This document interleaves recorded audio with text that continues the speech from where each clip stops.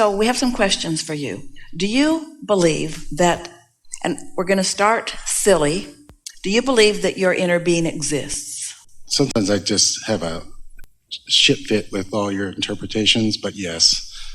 I mean, just which ones are, it just gets so, your source energy is interpreted, but are you the correct guide for my inner being view from non-physical? Could be disagreeing with you as we're speaking here. Like it feels like you're the only source of non-physical, the only authority.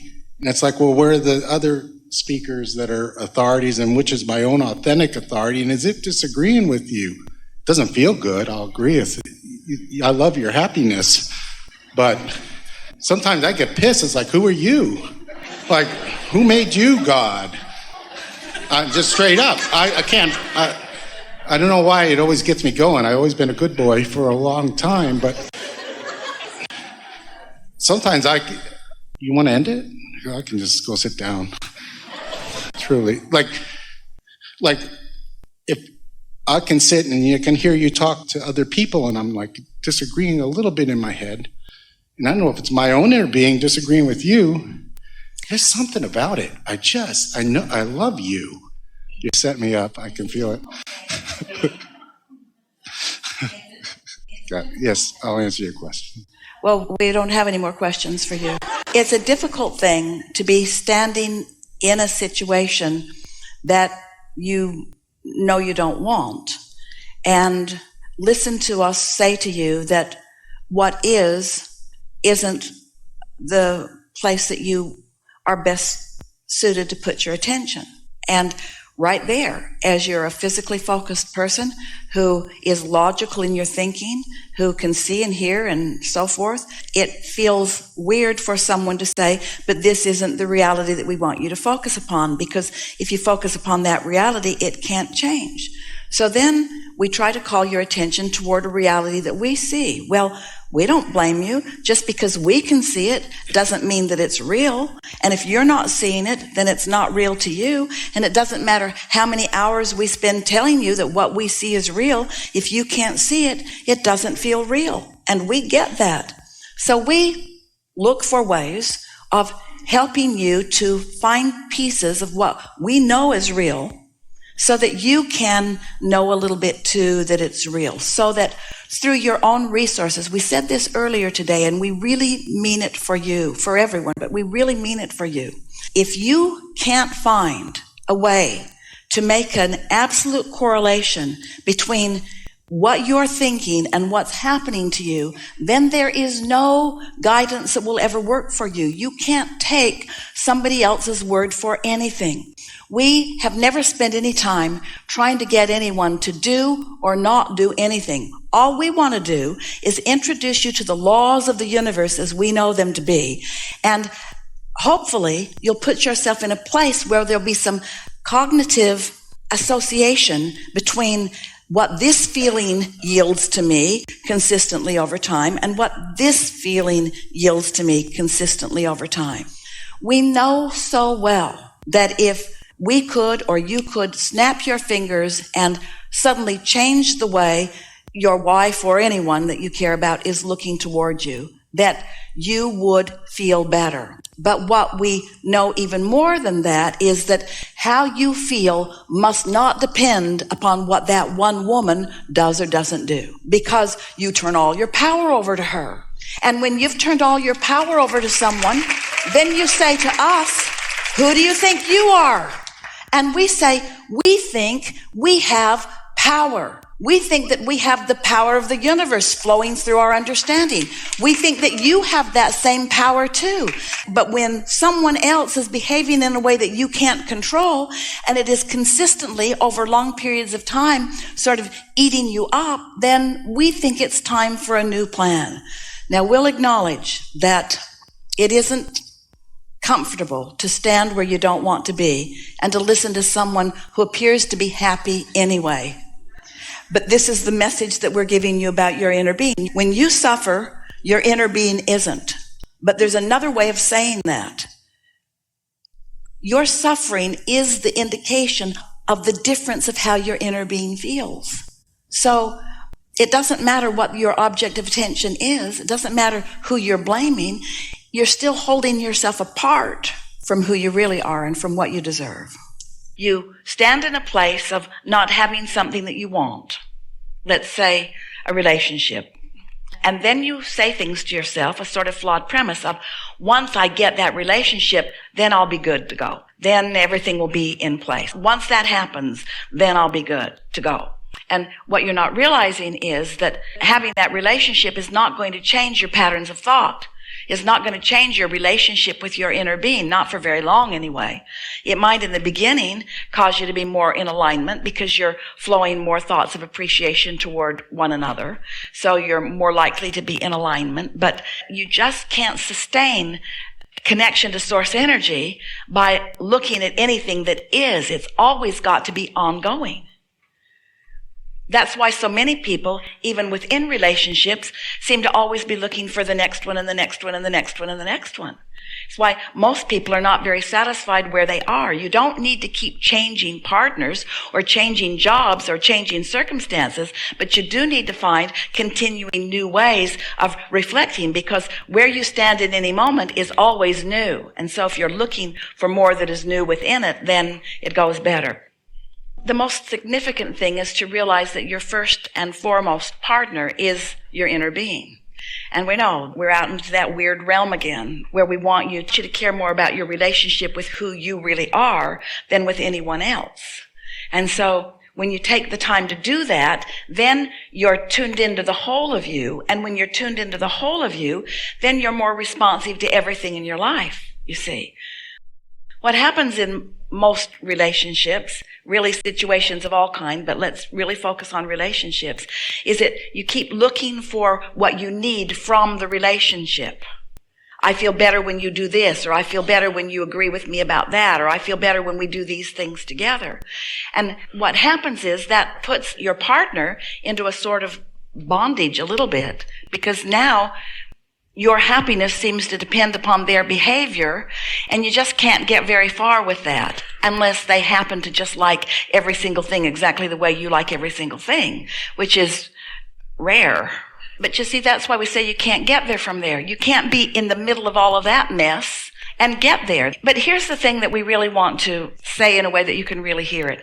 It wouldn't matter what's going on, whether it's an ongoing relationship or whether you're in the process of looking for a relationship. It doesn't matter what's happening in what you call your now life experience.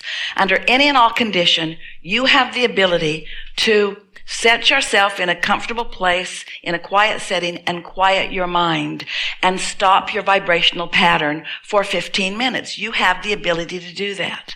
And when and if you do that, everything about everything in your life will have shifted just a little bit, because you will be more in the receptive mode of what you're really wanting just for a moment. In other words, it would be like if you've got that picture of you being the train on a nice flat terrain, and there's 6 engines stacked up over there that are your desires, and there's 6 engines stacked up over there which are your beliefs, and they are pulling against each other, so you're really not going anywhere while there's a strong tug of war going on within you. If you would, under those conditions, and let's say it's 6 engines about relationship and 6 engines about desire, let's say that that's what the subject is that's got you all tied up in this tension, and if you would decide to quiet your mind, as you quiet your mind, all of those engines would rest their engines. All of them. The desire engines would subside. The belief engines would subside. Everything would subside, and so would your tension. So now you're sitting there in a sort of suspension of tension, in a new place in relationship to your desire. Now, here's the thing about this that we really want you to understand. Since you have been this creator coming into this body long before you got into this body, there is a point of attraction that is always moving, that your attraction about your own well-being is always in motion. In other words, there are always positive engines stacked up for you even when you're mindless. because you've come into this with that's who you are. That's the basis of who you are. Well-being is the basis of who you are. So when you manage to quiet your conscious mind altogether, your inner being's conscious mind isn't quieted, just yours. Dun, dun, dun. Your inner being's mind isn't quieted, just yours. So it really is only the resistant mind that is quieted. Can you hear how important that is? And what we're wanting you to do is to get out into the light and to activate your own guidance system so that you are not afraid, but instead you are confident that under any and all conditions, you can tell which direction to go. Because the call of Source, once you begin to listen to it, is an undeniable call. You'll get so wise that you'll know that Source always calls you toward kind words, never critical words. You'll get so sensitive to the call of Source that when you're hating someone for their color, for their religion, for their whatever, you'll get so sensitive to the call of Source that you'll know, I am violating the very premise from which I was born and to that which I have become. Hatred does not become me, you will discover. When you find fault with yourself, you'll come to know that's me choosing to think about myself in a way that Source never does, and I'm splitting my energy. When you hate someone else, you'll realize I'm finding a thought that Source would never find, and I'm splitting my energy.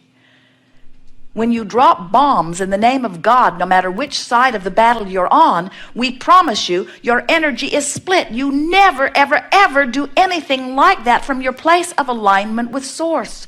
It's always from your place of disconnection, from your place of fear, from your place of not knowing about the stability of your life experience. When you're tuned in, tapped in, turned on, and in alignment with that which is Source, everything that comes from you feels good as it comes forth from you.